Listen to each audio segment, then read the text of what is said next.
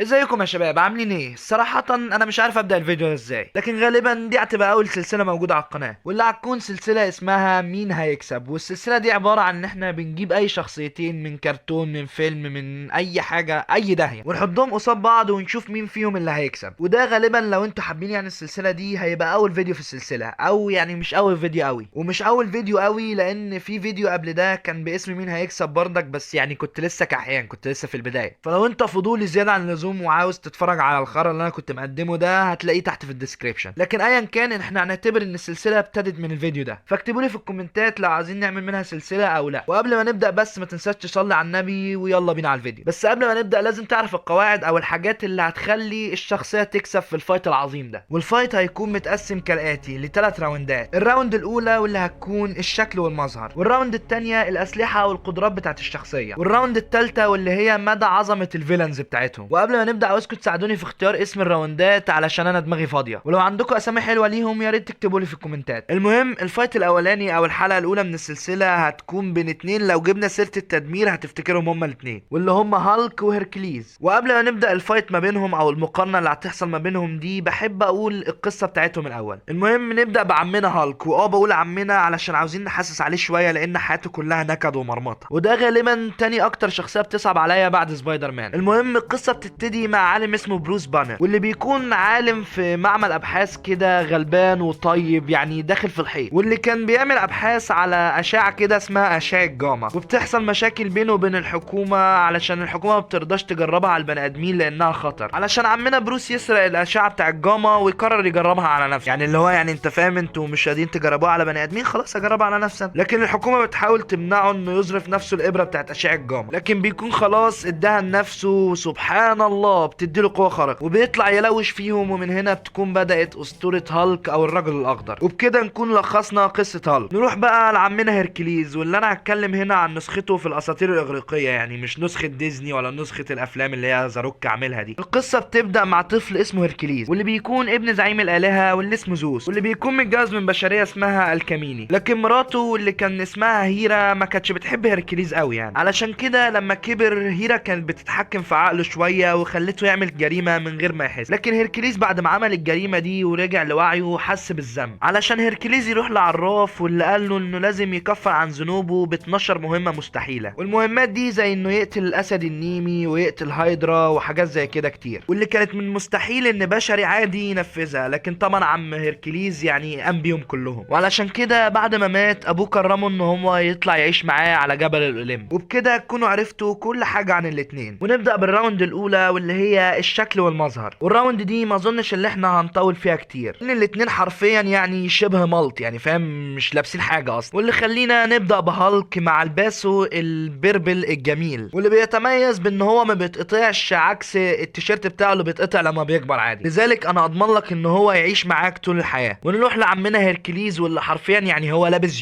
جيبه حرفيا. ولكن خلينا نتكلم بجد شويه، انا بحب هيركليز اكتر بسبب الشكل بتاع الاسد اللي هو النيم اللي هو حاطه على دماغه ده، وبحس دايما ان هو بيديله يعني شكل محارب اكتر، على عكس هالك اللي تحس ان هو جايب بارتاكول بتاع هواي. وكمان يعني لو حكمنا بالمظهر العام او الشكل يعني فهيركليز اوسم بكتير، ولذلك النقطة دي هتروح لهيركليز، مع اني حاسس ان النقطة دي يعني فاهم حرام لان الاتنين حرفيا ملط. نبدأ بعمنا هيركليز واللي حرفيا استعمل كل حاجة، يعني بيعرف يستعمل القوس والسهم والسيف وكل شيء. ما اظنش ان هو يعني ليه سلاح مميز، لكن لو جينا اتكلمنا عن القدرات فهو هيركليز عنده قدرات جسدية عالية جدا. وعلشان تقدر تتخيل معايا هي قدرته الجسدية عاملة ازاي، هو نظف حرفيا اسطبل اوجيانوس. هو انا مش عارف انا نطقتها صح ولا لا يعني، بس عدوها. والاسطبل ده حرفيا كان بتاع واحد من الالهه وما تنضفش سنين كتير، يعني فاهم. ده غير ان هو قدر يهزم الاسد النيمي وهايدرا وكل ده وهو معظم يعني نصه انسان، فاهم. نيجي بقى لعمنا هالك، واللي برضك ما يعني ما عندوش سلاح معين، هو ما بيستعملش اسلحه معظم الوقت. نيجي بقى للقدرات اللي عنده، واللي اظن انها اكتر شويه من قدرات هيركليز، واللي بيكون من ضمنها ان هو بيعرف ينط من مسافات عاليه يعني وقوي جسديا. ده غير قدره الشفاء اللي عنده، واللي يخليك برضك ترجح هالك ان هو يكسب في موضوع القدرات ده، لان هو ما بيبقاش في وعيه يعني لما يبقى متحكم في هالك. هو حرفيا هو غضبان فهيدمر اللي قدامه، يعني ملوش حدود لحد ما يبطل غضب. على عكس هيركليز بقى اللي هو مشاعر الانسان بتبقى متحكمه فيه شويه، ان هو ساعات يتردد ان هو يقتل الشخص اللي قدامه. علشان كده شايف ان النقطه دي هالك يستحقها. وننتقل للراوند اللي بعديها والاخيره، واللي هي مدى عظمه الاشرار، واللي خلينا نبتدي بهالك. واللي صراحه قعدت ادور على اشرار كتير يعني يبقوا قوتهم متساويه مع هالك، ما لقيتش غير اللي هو سانوس وهالك الاحمر ونسخ كتيره من هالك كده. واللي اظن هيعدل الكفه شويه عند هالك اللي هو سانوس، لانه حرفيا بيقدر يدمر عوالم بايده بس. ده غير ان كمان النسخ اللي هي بتبقى ضد هالك دي معظمها بيبقى اقوى من هالك حتى، ومعظمهم بيبقوا فاقدين السيطره تماما، يعني على عكس هالك اللي بيقدر يتحكم في غضبه دلوقتي. ننتقل بقى لهيركليز، واللي اظن يعني ده مش محتاج تعريف، يعني ان